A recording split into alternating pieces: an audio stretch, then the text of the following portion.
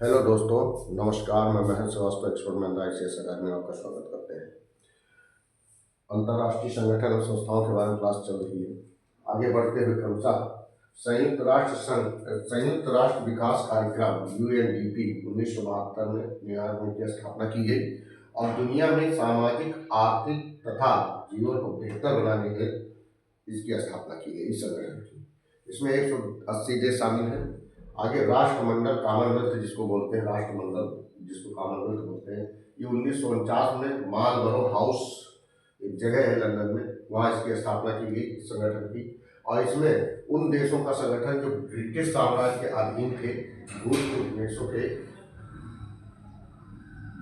उपनिवेशों पर परस्पर हितों की रक्षा करना, यानी कि उन देशों का संगठन जो ब्रिटिश साम्राज्य के अधीन थे और जो इससे पहले उपनिवेशों के परस्पर हित जो थे उनकी रक्षा करने का ये इसमें प्रावधान है। राष्ट्रमंडल उसकी सहयोग करता है। आगे गुटनिरपेक्ष जिसको नाम बोलते हैं आंदोलन 1961 में की स्थापना हुई। ये काठमांडू नेपाल में। तो इसका लक्ष्य क्या था? शांति, विकास, निःशस्त्रीकरण, स्वतंत्रता को बढ़ावा देना, निरक्षरता और गरीबी को खत्म करने का इसका उद्देश्य था। और ये इसमें 120 देश शामिल हैं। आगे आसियान बहुत ही फेमस है ये संगठन। 1967 में जकार्ता, इंडोनेशिया में इसकी स्थापना की गई और इसके 10 सदस्य हैं, जिनमें से 10 सदस्य ये हैं: Indonesia, Thailand, Philippines, Malaysia, Singapore, Brunei, Laos, Vietnam, Myanmar, Cambodia. ये कंबोडिया इतने देश हैं इसके। और ये जो भारत को पूर्ण भागीदार जो मिला वो भारत, चीन और रूस इसके पूर्ण भागीदार हैं, और अमेरिका। और दक्षिण एशिया में आर्थिक प्रगति को त्वरित करना, स्थायित्व को बनाए रखना, राजनीतिक, सांस्कृतिक तथा तकनीकी सहयोग करना, इसका कार्य आसियान का। और ये 1996 में भारत को पूर्ण वार्ताकार देश बना दिया गया इसमें।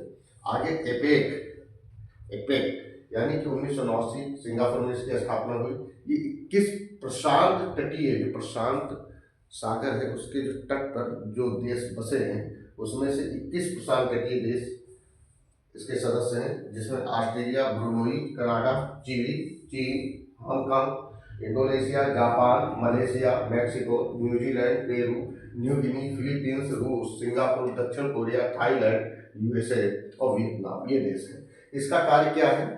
इसका कार्य अर्थव्यवस्था सहयोग, व्यापार और निवेश को बढ़ावा देना। इसका प्रमुख लक्ष्य बोगोर लक्ष्य कहते हैं इसको। बोगोर लक्ष्य क्या है? जिसमें एशिया प्रशांत देशों के मध्य मुक्त एवं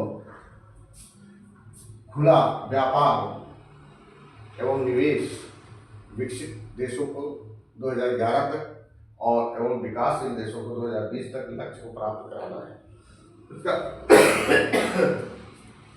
इसका जो कार्य है अर्थव्यवस्था को सहयोग करना, व्यापार और निवेश को बढ़ावा देना। इसका प्रमुख लक्ष्य है भूगोल लक्ष्य, जिसमें एशिया प्रशांत देशों के मध्य मुक्त व्यापार, खुला व्यापार एवं निवेश है।